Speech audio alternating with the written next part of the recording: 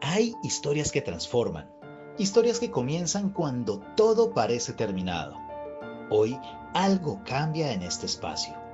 La voz que siempre nos guió hoy se convierte en protagonista. La mujer detrás de cada palabra, de cada sanación, de cada silencio, hoy se sienta al otro lado. Bienvenidos al cierre de la temporada 1 de Salir del Closet Espiritual. Y créanme, este capítulo no es una entrevista más, es una revelación.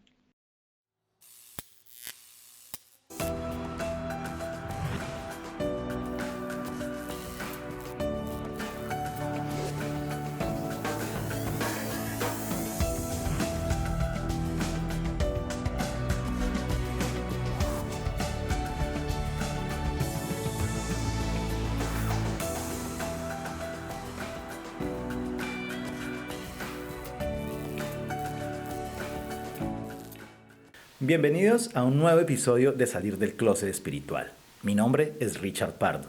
Soy arquitecto, soy padre de una hermosa hija llamada Sofía y soy el esposo de Naya. Este es un capítulo muy especial porque estamos cerrando esta primer temporada de Salir del Closet Espiritual, donde han venido invitados maravillosos que nos han hecho encontrar y ver cómo cambiaron su vida mediante el proceso de salir de su closet espiritual. Ustedes se preguntarán por qué en este capítulo tan especial no está Naya aquí. Y la respuesta es porque Naya sí está aquí y es nuestra invitada especial. Muchas gracias por esa presentación tan bonita y para mí es un enorme placer tenerte a ti como el entrevistador, porque tú has sido parte fundamental de toda mi experiencia y has conocido desde la parte más oscura hasta la más clara de este proceso de salir del closet espiritual. Gracias, cielo. Usualmente yo estoy en el detrás de cámaras y para mí es algo muy emocionante estar a este lado de la cámara en esta oportunidad. Gracias a ti por permitirme hacer parte de este proyecto maravilloso. Qué bueno que también estés saliendo del closet de esta oportunidad conmigo. Así que pues nada, para mí es un enorme placer. Primero que todo, pues como lo haces con todas tus invitadas, preséntate. Soy Naya Escalona, soy madre de una hermosa hija de 9 años en este momento. Tengo el placer de compartir mi vida con Richard Pardo. Soy hija de 2 padres que han sido mis maestros. Y bueno, nací en Mérida, Venezuela, pero me recibió esta tierra colombiana, gracias a ti también que me adoptó un poco. Y bueno, estamos aquí para contar la historia de salir del closet espiritual de Naya Escalona como parte del proceso, porque hay mucho que decir, hay mucho que transmitir y quiero hacerlo también desde este lugar. Y por supuesto, para mí es fundamental que tú me acompañes en esto. Muchas gracias, amor. Muchas gracias. Así es, ustedes no se imaginan la historia maravillosa, el cambio maravilloso que ha tenido Naya a lo largo, sobre todo, de estos últimos 7, 8 años. Definitivamente, la Naya de hace 8 años no es la misma Naya que conocen hoy por hoy. Hace 8 años, Naya era una persona tímida en ciertos aspectos, que trabajaba como arquitecta, y que a raíz de muchos eventos que vienen desde niña hasta hoy día, ha decidido transformar su vida y transformar de paso la de todos nosotros y salir del closet espiritual. Para poder contar esta historia, me gustaría que fuéramos al inicio de todo. ¿Cómo fue el ambiente en el cual naciste? ¿Cómo fue el embarazo de tu mamá? ¿Cómo fue ese proceso? ¿Qué relación tenían tus papás en ese momento? ¿Cómo era todo ese contexto familiar? Gracias por preguntármelo, porque justamente cuando empecé a hacer todo el proceso de decir, bueno, ¿qué quiero contar? Yo dije, debo dividir mi historia en varias partes. Y la primera parte, por supuesto, tenía que ser la infancia, porque la infancia es la que marca las heridas, pero también los recuerdos bonitos de lo que yo soy ahora y lo que me llevó definitivamente a construir mi mundo y mi vida espiritual. Como les decía hace poco, nací en Mérida, nací en una familia muy especial. Vengo de una madre 100% católica, creyente, donde su familia, mi abuela y mi familia materna era completamente practicante de la religión y muy dogmática. y de un padre ateo, completamente ateo, científico 100%, que no creía en Dios, que con el tiempo descubrí cuáles eran como sus conceptos espirituales, porque sí los tiene, que es algo bien especial. Entonces nos vamos a enfocar en este episodio y que me acompañes a transmitirlo. Vamos a irnos de la primera etapa de los 0, en el momento de la concepción, hasta los 7 años, que es como esta primera etapa de la vida. De 0 a 7 años, todas las creencias se marcan, todo lo que vivimos en esta etapa predice un poco cómo van a ser esas acciones inconscientes, para bien o para no tan bien de la vida, y por allí es donde quiero comenzar definitivamente. Tú eres experta en astrología. Me gustaría que primero nos dieras como una imagen, un imaginario de cómo es tu carta astral, y que nos expliques un poco, así en lenguaje terrenal, qué significa cada uno de esos aspectos de tu carta astral para poder entender cómo sigue tu historia desde tu nacimiento hasta ahorita. Bueno, yo soy ascendente Cáncer, que para los que están aprendiendo astrología, el ascendente es la primera carta, la primera casa, perdón, de la carta natal. Ese es el signo que ocupa esa carta, es el ascendente y marca la personalidad. En mi caso, soy ascendente Cáncer. Nací con el signo o con el sol, como la mayoría de nosotros lo conocemos, en Acuario, y mi luna está en Acuario. Entonces, digamos que mi configuración astrológica marcan a una mujer que se va a llevar procesos durante la vida que tienen mucho que ver con la rebeldía de Acuario, pero con la búsqueda inconsciente de la maternidad, que es Cáncer. Adicional a eso, cuando hablamos de carta astral, nosotros debemos ver que todo el proceso previo o todo el proceso tanto de la concepción y del embarazo se dan en la casa 12. Y vengo con una casa 12 que es en Géminis. Pero para entrar un poco más en contexto de cómo fue mi experiencia, sé de la historia por parte de mis padres que fue una niña deseada, que fue un bebé deseado. Fue un bebé deseado que llega 9 años después, ¿sí? Porque mi hermana mayor tenía 9 años. Mi mamá al principio no quería más hijos, quería quedarse solo con mi hermana mayor, pero tuvo una amiga muy, muy especial que hasta ahora la conserva y que después se convirtió en mi madrina. Y mi madrina le dice a mi mamá: no te quedes con una sola hija, ¿cómo vas a hacer? Esto es muy importante, y porque esos discursos que llegan para el llamado a los hijos hacen parte del proyecto de vida del hijo. Entonces yo soy un poco el proyecto de vida de mi madre para no dejar sola a mi hermana inconscientemente. Había una niña ya en casa, y como todo sueño, la mayoría de las personas sueñan la parejita. Y ahí empieza el enredo del Géminis, de tener a Géminis en la casa 12.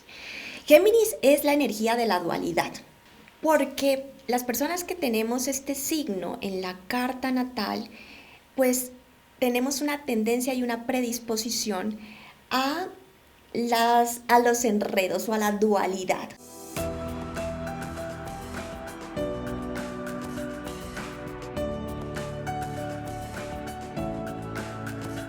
¿Qué estaba viviendo en sí tu familia en el momento o sea, en el momento del embarazo? Definitivamente mi papá quería un varón. Y compraron todo de varón. Compraron todo, absolutamente todo de varón. Sí, él estaba ilusionado, además, porque en mi familia hay algo bien especial, y es que mi mamá tiene un apellido sí, igual al de mi papá. Mi papá es Escalona Toro y mi mamá es Toro Carmona. Es decir, nosotros tenemos el apellido literal igual al de mi padre, Escalona Toro. ¿Qué soñaba mi padre? Que tener un varón que llevara su mismo nombre. En esa época, pues no se hacían ecos. No había forma de saber. Sí, ahora tenemos la ventaja y podemos planificar ahora hacer muchas cosas de la revelación de sexo y todo lo demás. Pero en esa época no había nada de eso. Nada, yo creo que estaba surgiendo. y pues seguramente la tecnología tampoco daba para que ellos pudieran tener acceso a eso. Yo empiezo a estudiar mi carta natal, yo empiezo a trabajar en mi carta natal, a trabajar en mí y empiezo a descubrirme, a hacer un proceso de autoconocimiento y a entender qué era lo que había pasado con mi vida desde la parte de la concepción, porque claro, aparece Géminis allí. Géminis es la dualidad de la identidad, que es lo que te menciono, de que querían un varón, pero llegó una niña. La dualidad de la identidad, porque hay una parte súper particular, que ahorita la vamos a hablar del nombre, pero también el miedo de mi madre, el miedo a no poder tener. Porque además, si me voy astrológicamente, yo tengo a Mercurio, que es el planeta regente de Géminis, en Escorpio, o sea, lo tengo en la casa de Escorpio. Y Escorpio, pues, es de los que trabajan las herencias psicológicas. En mi subconsciente hay mucho de la herencia psicológica de mi madre en el momento en que yo estaba en su vientre. Y eso ha sido un proceso de romper, romper, romper. Mercurio en mi casa 8, que es donde aparece en mi carta natal, ha sido un aprendizaje de poder trabajar como, como esa parte de los pensamientos negativos. Creo que si recuerdas, recuerdas todo lo que hemos trabajado y hemos vivido juntos. Hay una parte de mí que siempre se va a un panorama muy negativo. Muy sombrío, sí, muy oscuro, muy oscuro, el peor escenario. El peor escenario posible. Sí, el peor escenario. Y cuando se trata de dinero, es catastrófico. O sea, para mí es catastrófico la parte del dinero porque es como una sensación de pérdida, de vacío, de no tener muy grande.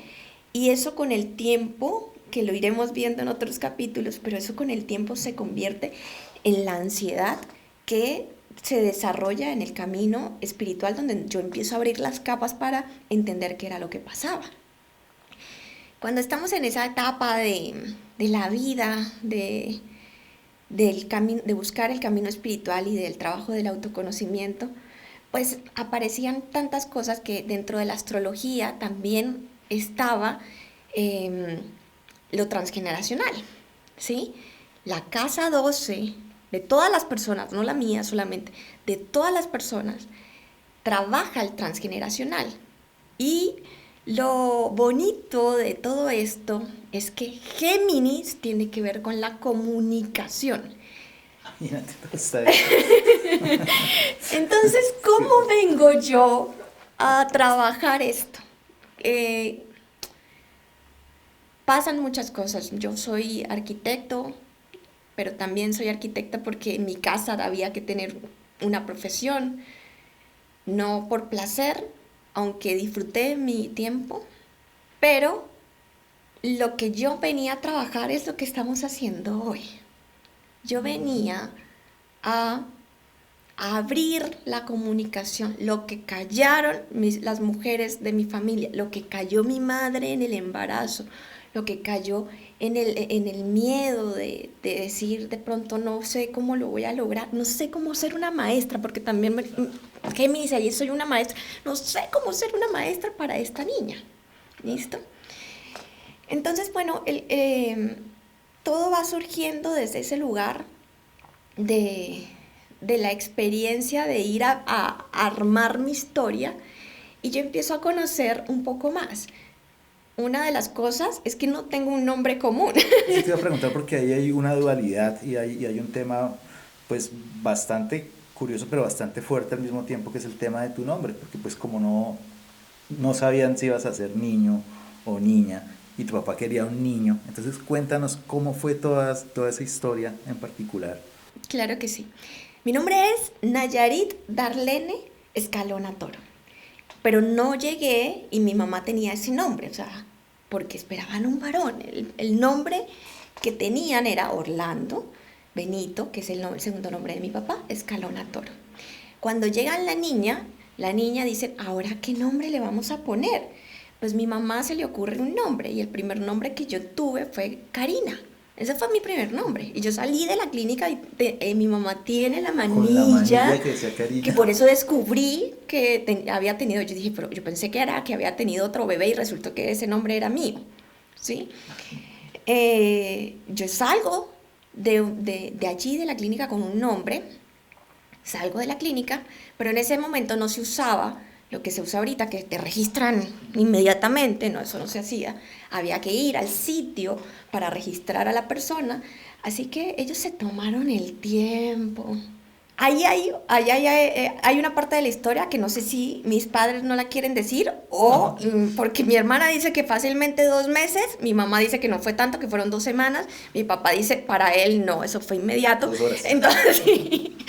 Pero lo que sí sé es que yo duré un tiempo sin nombre y que sé que me decían bebé, ni siquiera me tenían, como no tenía nombre y no sabían cómo llamarme, me decían bebé, la bebé de la casa. ¿Cómo repercute eso, o sea, el tema de tener esa dualidad de no tener nombre durante 2 días o 2 meses?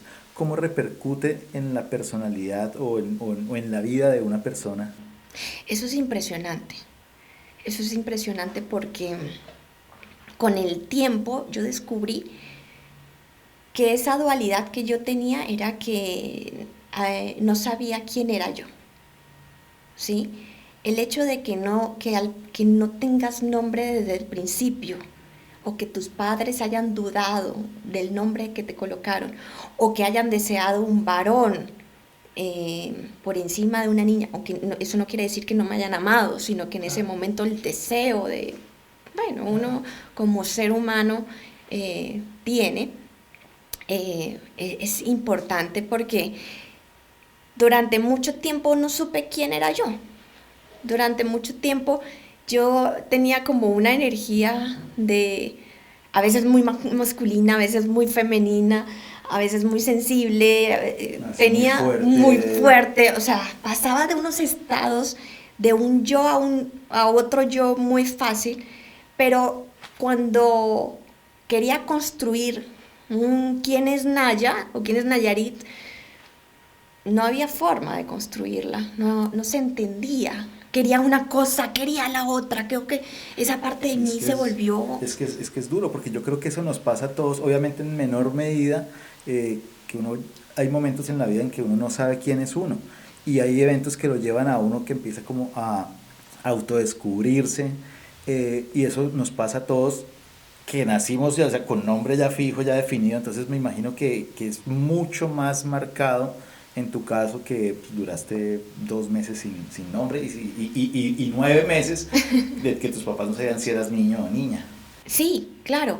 Ahí hay como se marca una energía, ¿no? Se marca una energía y se disipa también de alguna manera la intención de esa fuerza que puede existir si se supiera puntualmente qué es y qué nombre tendría, ¿sí? Entonces, claro, yo luché con muchas cosas a nivel espiritual y la astrología ha sido una gran herramienta para mí porque descubro quién soy yo a través de la reconstrucción de mi historia, de esta parte de ir a preguntar, porque muchas veces no hacemos eso, pero ir a preguntar cómo fue el embarazo, ¿sí? Y qué sentía mamá. Lo curioso es que las mamás dicen siempre que todo estuvo bien. Mentira, todas las mamás tienen miedo, todas, Sí, todas inseguridades. Entonces esta historia pues empieza a traerme descubrimientos. Y cuando yo voy haciendo descubrimientos voy entendiendo qué soy. Ajá, claro. ¿Sí? Y voy diciendo, claro, ahora entiendo por qué antes mi voz temblorosa para hablar, por qué antes quería una cosa y luego la otra. Entiendo por qué quería estudiar psicología, Claro. ¿sí? Entiendo por qué me importan tanto mis hermanos, porque Géminis son los hermanos también, ¿sí? Entonces para mí yo era de alguna forma el proyecto de no dejar sola a mi hermana, pero como Dios hace las cosas también a su manera y le gusta poner adrenalina. Le trajo a mi mamá, le trajo a mi mamá un varón. Pero eso vamos a hablar un poquitico más adelante. Sí. Antes de eso yo quería preguntarte, o sea, he escuchado que siempre hay como una herida original que se marca. En tu caso, ¿cuál crees que es esa herida original? Puedo hablar de varias, ¿sí? Porque no podría hablar de una sola. Digamos que si me voy energéticamente por la carta, tiene varios matices. Podría hablar de la herida de la comunicación, es decir, de lo que cayó mi madre y las mujeres de mi linaje femenino, o del linaje en general, de la comunicación. Lo que no pudieron aprender o enseñar, porque Géminis tiene que ver con eso de aprender y enseñar. Y la relación kármica con los hermanos, por alguna razón. Y también podría hablar de las experiencias de poder expresar de alguna manera quién soy yo. Entonces, pues me encantaría decir que es una, pero tú que has estado conmigo, te has dado cuenta de todo esto. Hay otra que pues yo como que he visto que se ha marcado bastante y es como el tema del abandono. Has tenido, y eso es una historia que del día de tu nacimiento, de hecho, Sí. que naciste en ferias y eso fue un rollo grande. Cuéntanos cómo fue ese día de tu nacimiento. Llega un 17 de febrero y en febrero en Mérida, Venezuela, se celebran las ferias. En plena feria, en Sí, plena parranda naciste. literal. Para esas fechas, en febrero, equivale lo que es aquí el Carnaval de Barranquilla. En sus tiempos, las ferias de Mérida eran impresionantes, o sea, eran carrozas, eventos, yo creo que comparable con el Carnaval de Barranquilla porque de verdad se vivía muchísimo evento y mucho tema social. Y se me ocurre hacer un día domingo feriado. Bien, bien, bien acuariana, ahí un domingo feriado. Y mi madre va por la mañana, porque empieza a sentir ya las contracciones y la devuelven del hospital a la casa. Como era domingo, los domingos se hacen los desfiles, los típicos desfiles de carroza del carnaval, ¿sí? Y mi madre a mediodía más o menos empieza a sentir de nuevo las contracciones. En ese momento mis padres no tenían carro, no habían taxis, no había nada, la ciudad estaba hecha un caos. Yes. Y a mi padre se le ocurre ir a buscar a un vecino para que nos lleven. El vecino nos lleva, pero mi mamá decía que manejaba fatal, que ella no sabía si me iba a tener a mí del susto en el carro o qué iba a hacer porque que se metió en pleno carnaval, en pleno, sí, o sea, acá voy, y llegó al hospital. Y cuando llega al hospital, pues mi papá era joven también en ese momento. Mi papá tuvo una vida donde de muchas carencias, muchísimas. Después de que trabaja, pues logra descubrir lo que es la vida nocturna o lo que las amistades, etcétera. Y pues dejó a mi mamá en el hospital y se fue a buscar la ropa y las cosas de la niña y las cosas del bebé, la niña, pues no sabían que era niña, no, del bebé en realidad, y se desapareció. Dios mío. Se desapareció. Dejó a mi mamá sin ropa, yo no sé cuánto duré sin ropa, que me prestaron, no sé qué pasó.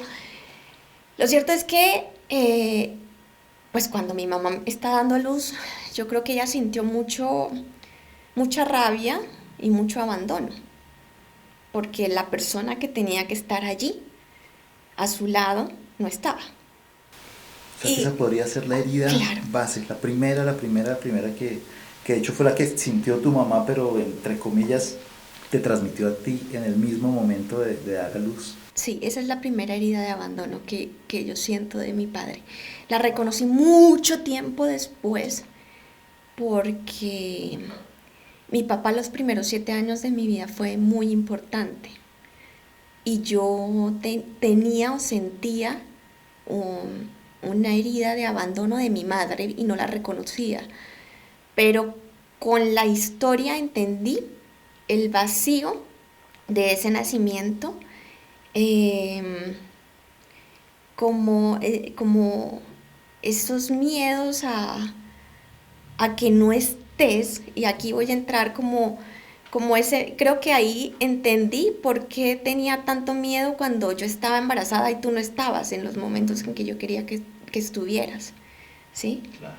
Entonces se enciende todo, se enciende esa inseguridad de no voy a estar, o él no va a estar, o puede que pase algo, y es Y inconsciente. como si, claro, la mente buscando siempre el peor escenario posible y se reactiva inconscientemente eso. Sí, es inconsciente. Yo quisiera como mirar atrás y ver las cosas diferentes, que ahora las entiendo, Claro. las entiendo. Sin embargo, esa herida de abandono aparece en ciertos momentos y tú que eres mi pareja sabes que pasan cosas como que, y tú como, pero ya va. Un estado Sí, ¿qué pasó? ¿Pero qué? Pero ya sabemos. Ya sabes. Ya sé. Déjela, eso se le va a pasar. Sí, sí, o sea, llegan situaciones en las que uno se siente muy vulnerable, inconsciente, no sabe de dónde, llegan discursos, que son los discursos que me ha tocado ir trabajando y moldeando para poder cambiar. Con múltiples herramientas además. Sí, Porque ¿qué tipo de herramientas has usado como para ir tratando de sanar esas heridas? Que sido la astrología para autoconocerte, me imagino que el árbol transgeneracional. ¿Qué herramientas puede usar una persona para ir sanando poco a poco esas heridas? Primero que todo, creo yo que para autoconocerse y segundo para ir trabajando esa sanación.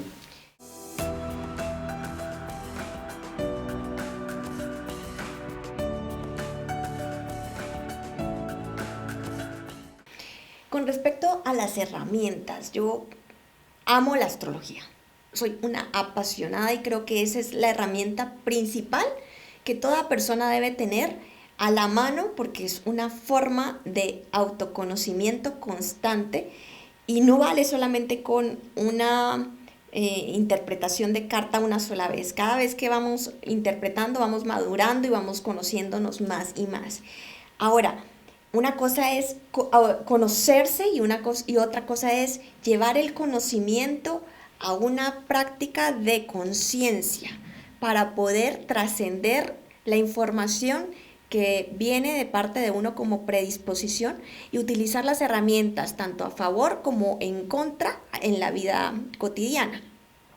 Para mí, los ángeles han sido una herramienta maravillosa.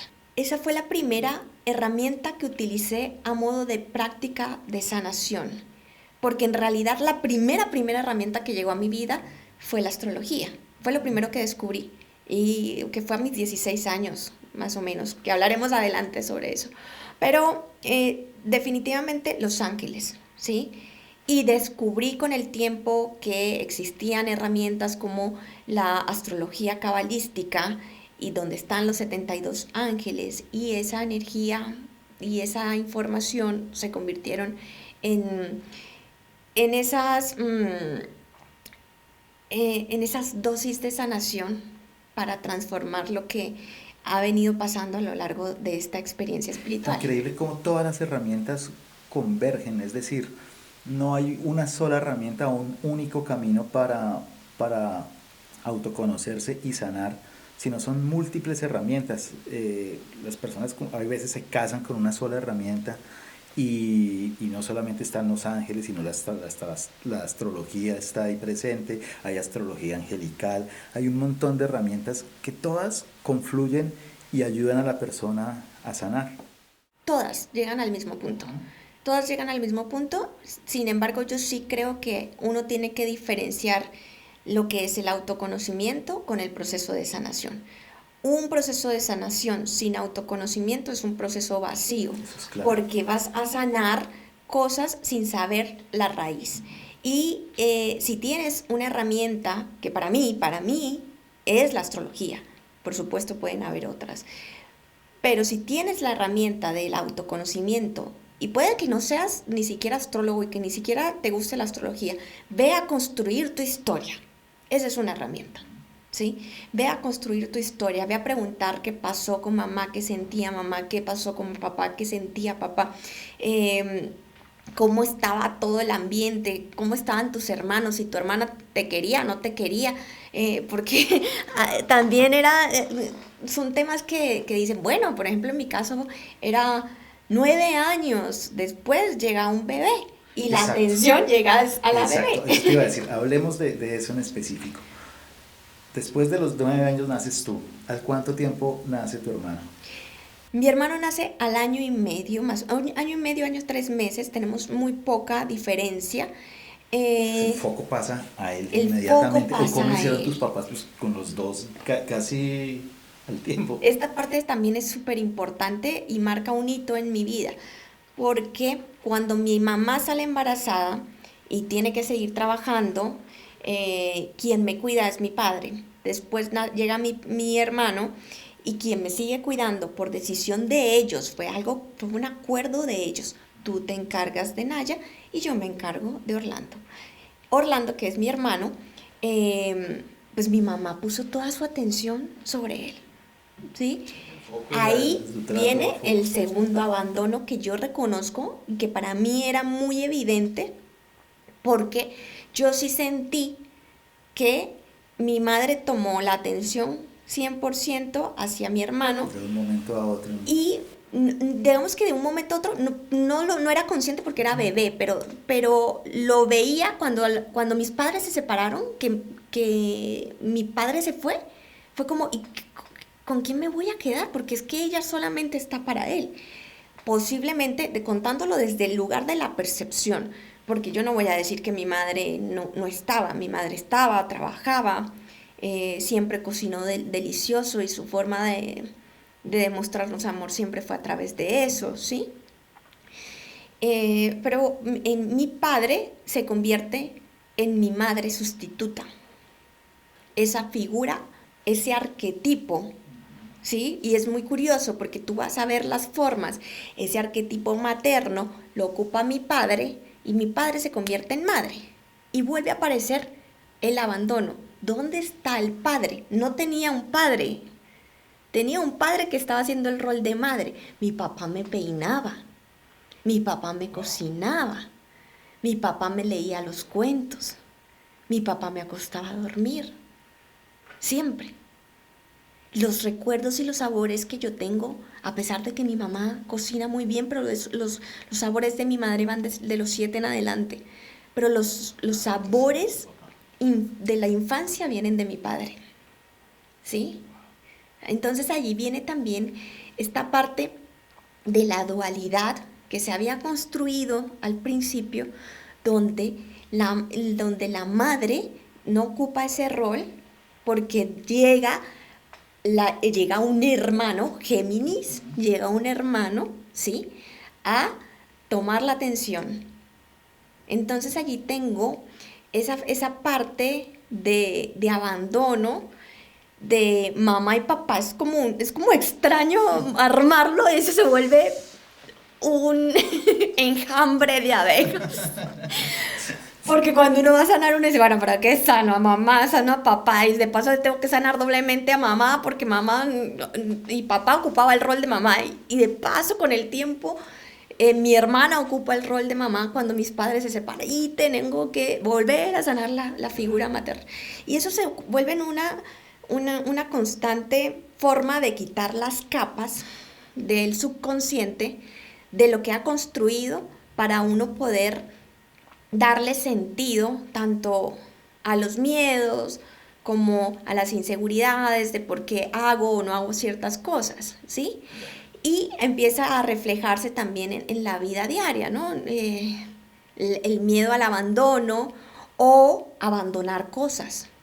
Hablemos del tema de tus abuelos. Cuéntanos cómo fue el tema de tus abuelos y en esa primera infancia, ¿Cómo fue que empezaste a llegar al tema espiritual? ¿Empezaste a sentir cosas? ¿Cómo empezó esa Naya pequeñita, esa Naya niña, a empezar a entender que había algo más allá del 3D? Sí. Visto desde la carta astral, tener a Géminis en la casa 12 te hace muy intuitiva y te facilita la comunicación con el más allá. Sumado a que yo tengo a Mercurio en la casa 8, que es el esoterismo y lo oculto, al lado del Sol, eso hace que yo, además de escuchar, pueda ver cosas. Eso empezó a pasar a los 7 años aproximadamente. Y eso se desarrolla en mi vida después de las muertes de mis abuelos, o en especial la muerte de mi abuela paterna.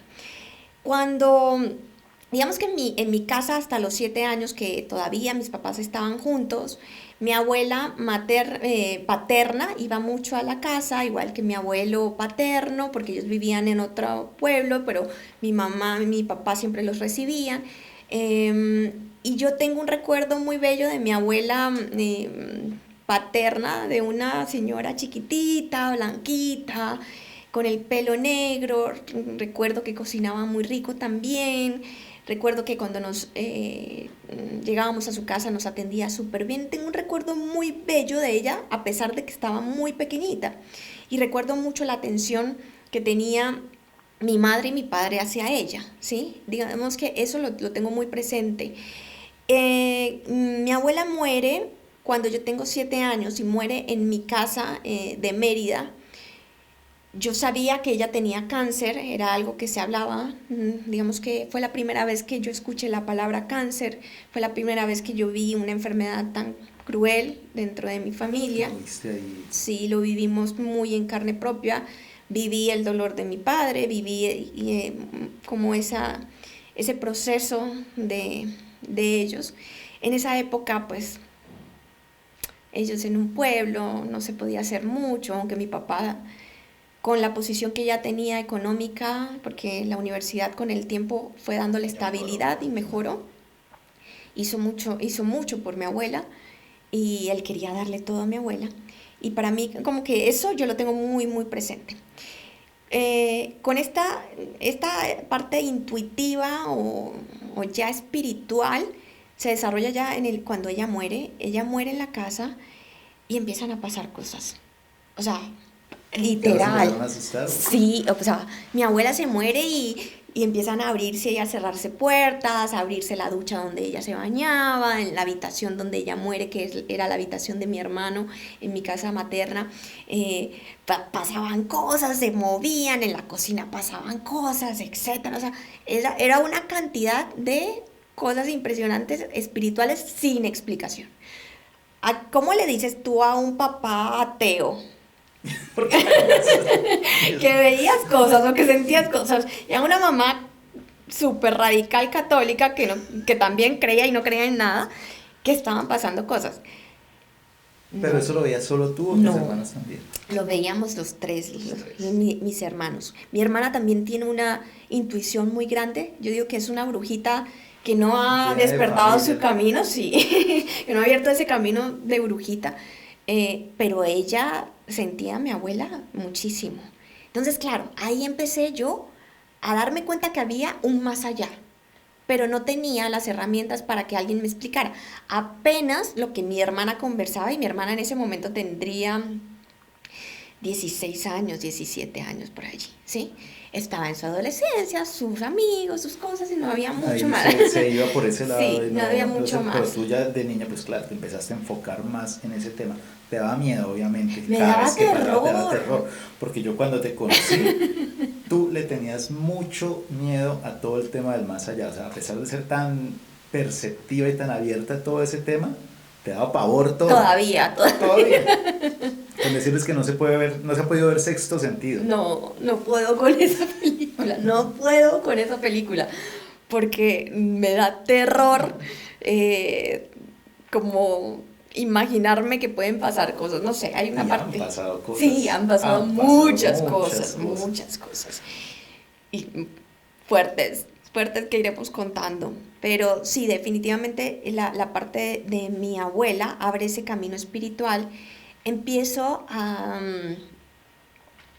Además que era un manejo, pues imagínate, mis papás, la familia de mi papá en un pueblo. Yo recuerdo clarito el día en que del entierro de mi abuela, recuerdo los rezos de mi abuela, recuerdo que me llevaron hasta el ataúd y que despídase de su abuela y yo, Dios mío, ¿qué es eso? Yo tenía 7 años. Y entonces, claro, el terror de eso más lo que sucedía en la casa, pero empezó a pasar al que era que mi hermana encendía velitas. Mi hermana siempre fue como muy creyente de esas cosas y encendía velitas. Mi abuela tenía una relación muy bonita con mi hermana, pues dentro del tema familiar se dice que mi papá era como el hijo consentido de mi abuela. Llega la primera nieta y la primera nieta pues era especial, ¿sí? Y, y sé que tuvieron una relación cercana, bonita.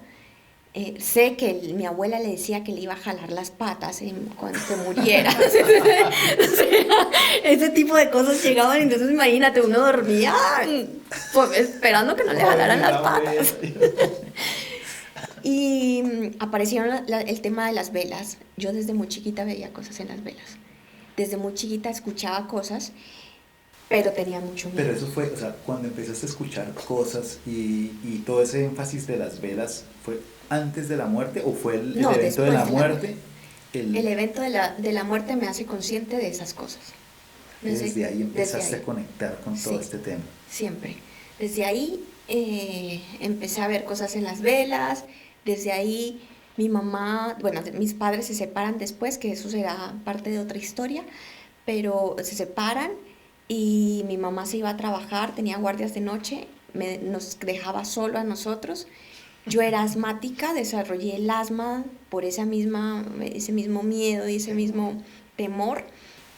Y a mí me dejaban las medicinas en la cocina. ¿Qué significa el asma energéticamente? El asma es asfixia, ¿sí? Sentir miedo o asfixia en un entorno que no es seguro. Eso es el Empezaste a percibir la casa como un Empecé entorno a no percibir. seguro. Y empecé a percibir el miedo y la sobreprotección de mi madre, porque ya no había una figura paterna que nos pudiera cuidar y proteger. Entonces, para ella, que mi papá se fuera, se convirtió todo en peligroso. Todo era peligroso. Y eso es parte de lo que hablaremos más adelante. Pero es un tema largo. claro. Para varios episodios que vamos a hacer con respecto a todas estas historias. Así es. Un poquitico para cerrar este episodio, me gustaría que hablaras o ahondaras más en el tema de tu casa 12. Claro. Mi casa 12, si lo vemos ya haciendo un recuento de lo que es lo que he contado, de lo que he venido diciendo, pues mi casa 12 está una energía de dualidad que pone a prueba kármicamente temas de hermanos, temas de la comunicación tanto mía como de mi madre, como la del linaje, temas que tienen que ver con la expresión. Cuando hablo de expresión también tiene que ver con las manos. De hecho, cuando a mí me da la ansiedad, que tú sabes que me da la ansiedad, una de las cosas que se me rigidiza son las manos. Y las enfermedades pueden darse hacia las manos. Y termina siendo como todo este viaje kármico hacia la liberación de la comunicación. Esto como para entenderlo desde la casa 12 en general. Y eso como aplicado a todos los otros signos. Ay, me encanta, porque la idea es también que no se lleven la información de solo una casa. Entonces vamos a hablar de los 12 signos. Si tenemos a Aries en la casa 12, Aries nos habla de un entorno que pudo haber sido muy violento o un entorno que pudo haber sido muy infantil. Si tenemos a Tauro en la casa 12, nos habla de un entorno donde los recursos eran muy importantes, bien sea que hubo escasez o que hubo opulencia, porque puede darse también desde ese lugar, pero el kármicamente se va a vivir con el tema del dinero y de los recursos, también del valor personal, de la valoración familiar, transgeneracional y de la persona. Si tenemos a Géminis, ya lo hemos hablado. Si tenemos a Cáncer, viene una relación kármica directa con la madre y con el linaje femenino, con las emociones y la maternidad. Si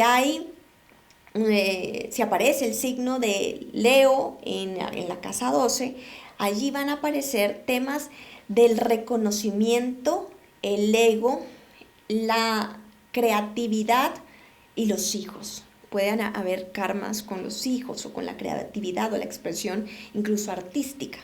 Puede ser que mamá, esta es muy bella porque dice algo así como mamá no pudo o tuvo que parar sus sueños creativos para ser mamá. Si tenemos a Virgo en la casa 12, allí vamos a vivir experiencias que están relacionadas a la pureza, es decir, kármicamente una familia que tenía que trabajar la limpieza, la pulcritud, el servicio, hacer las cosas muy bien hechas, la autoexigencia.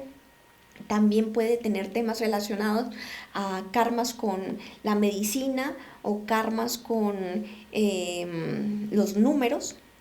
Si tenemos allí a Libra, el karma es con la pareja. El karma es con la pareja, o la mamá tuvo un conflicto con la pareja, o hay que trabajar temas de sociedades y relaciones. Sí, luego tenemos a Escorpio, es la transmutación, el soltar, son los miedos puros de la madre dentro del embarazo, el miedo a la muerte, el miedo a perder, el miedo a soltar. Sí, está por allí Escorpio, tenemos a Sagitario, si tenemos a Sagitario, tiene mucho que ver con los dogmas, tiene mucho que ver con las creencias, con las verdades, puede ser que hayan secretos, verdades ocultas, la familia no pudo lograr ser profesional de alguna manera porque no pudo estudiar o no pudo acceder a un estudio superior. O tuvo que parar el estudio superior para ser mamá. Sí, tenemos allí a Capricornio, tiene todo que ver con karmas, con el trabajo, con el éxito, con las estructuras, karma directa con el padre o con el linaje paterno. Con Acuario es el karma con la libertad, con las comunidades, con los grupos, con la tecnología y con el conocimiento. Y con Piscis es el karma con la trascendencia, puede ser con el medio ambiente, puede ser con la espiritualidad. Y con eso tenemos los 12 signos cuando hablamos de la casa 12. Amor, para cerrar ya este episodio, al principio estábamos tocando el tema de la carencia y el miedo.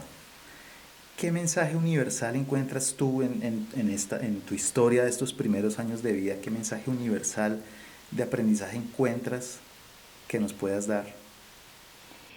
Que los miedos vienen del subconsciente, que hay ideas, emociones y situaciones construidas en la parte interna de tu mente que no son tuyas, pero que sí tienen una raíz. Y que cuando tú las trabajas, puedes lograr cosas como la que hoy estoy logrando con este podcast, que es dejar salir la comunicación que hacía parte de mi karma y lo convierto en un dharma para estar al servicio de otros y contar historias.